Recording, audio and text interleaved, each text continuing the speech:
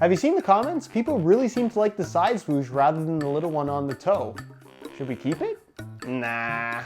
What's going on, guys? Josh from soccerreviewsforyou.com bringing you my review plus on-feet video of the brand new Rising Fire pack colorway of the Nike Mercurial Superfly 6 Elite.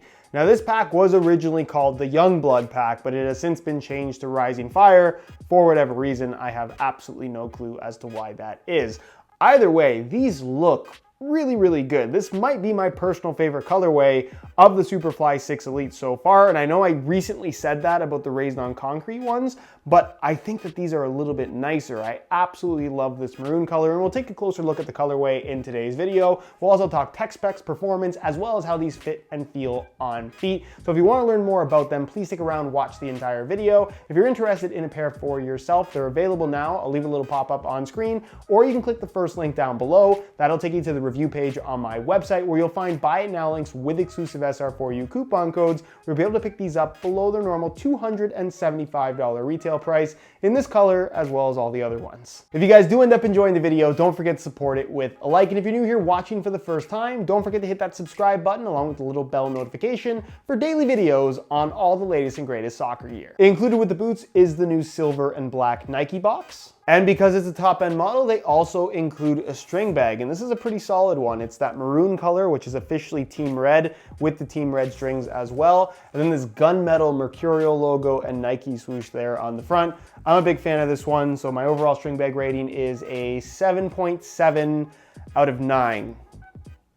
0.9. So let's start by taking a closer look at the colorway. And for those that saw my video on this colorway pack of the Nike Phantom Vision Elite, my number one complaint with that particular shoe was not the Team Red color, because I actually really like it. It was the fact that they covered up the Flyknit with a solid Team Red Nike skin covering, so you couldn't see the Team Red Nike skin underneath. They have not done that on this particular shoe. They put a translucent Nike skin covering so you can actually see the maroon Flyknit in all the different shades. There's some lighter shades, some darker shades, even a little bit of black kind of mixed in there. Maybe it's a really dark gray. Difficult to say. Either way, that was totally an accidental rhyme.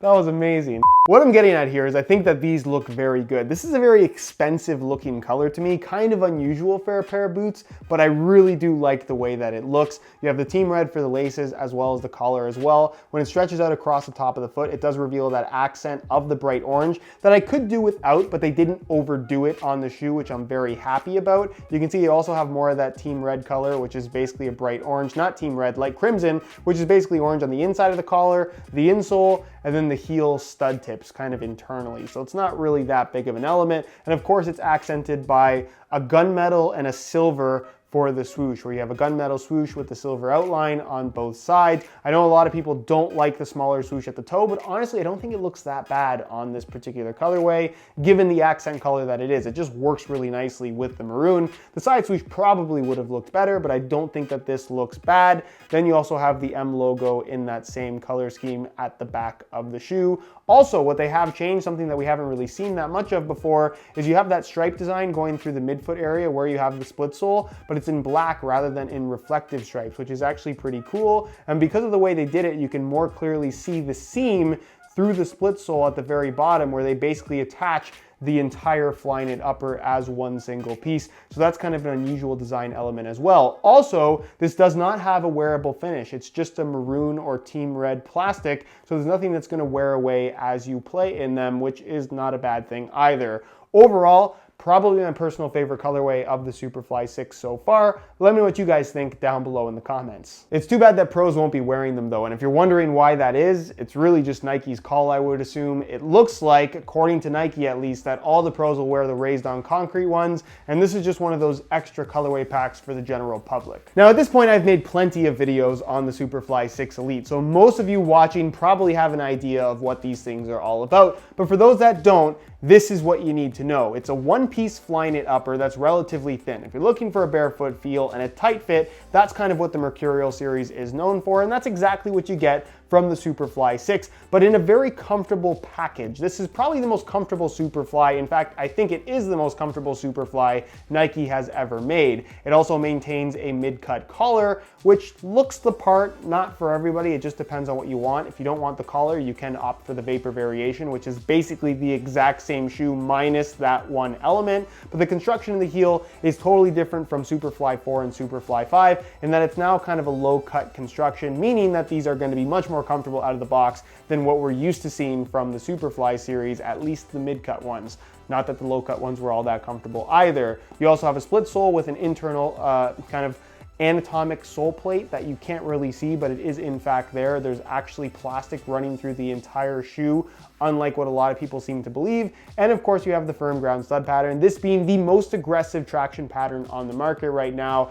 That really is the best of the best. That's kind of what the Mercurial line has also been known for, and you definitely get that very aggressive kind of light on your toes type sensation when wearing a boot like this. Not to mention they are also quite light. In a size 9.5 US, they're gonna be right around just over the 7-ounce mark, which is again going to be very lightweight on your feet. If you are looking for more info aside from what I just talked about, more details I should say, I'm gonna leave a little pop-up on screen to my playtest video comparison of the Superfly 6 Elite and the Vapor 12 Elite. You get to see both variations of the shoe in action. And again, you'll learn everything that you need to know. So if you're planning on picking these up and you haven't seen that video yet, be sure to go ahead and check it out.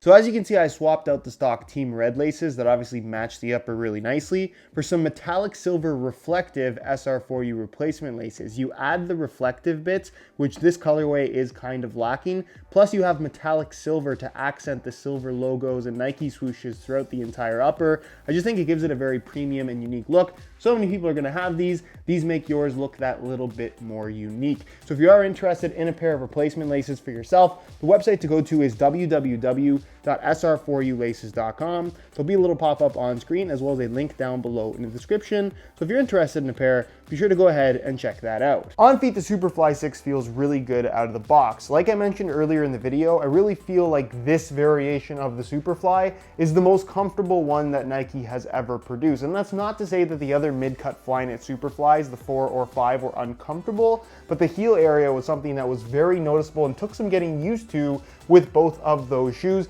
You don't have that with this particular model, which you will immediately notice if you're coming from a previous generation Superfly. Yes, it has a collar, but the construction in the heel is more like that of a low-cut shoe, so it's gonna feel a lot more comfortable and it'll give you a lot less issues when it comes to breaking these in. The upper will have some firmness to it, even though it is a Flyknit material, but it softens up basically after half an hour of wear or so. There's not too much to break in. It's more so just a matter of getting used to the way they feel rather than physically having to break in a very stiff upper, because they really aren't that stiff. As far as the overall fit is concerned, it's a Mercurial, so it's got a nice snug fit. They've definitely increased the width and the volume in comparison to the last couple generations of Mercurial, which some people view as a bad thing, some people think it's good. I personally prefer the way these fit. I find them more comfortable for my feet specifically, but again, everyone's gonna vary in regards to opinions on that. So width-wise, if you have wide feet, these will fit most people, but they're still tight-fitting Mercurial. So if you don't like tight-fitting shoes,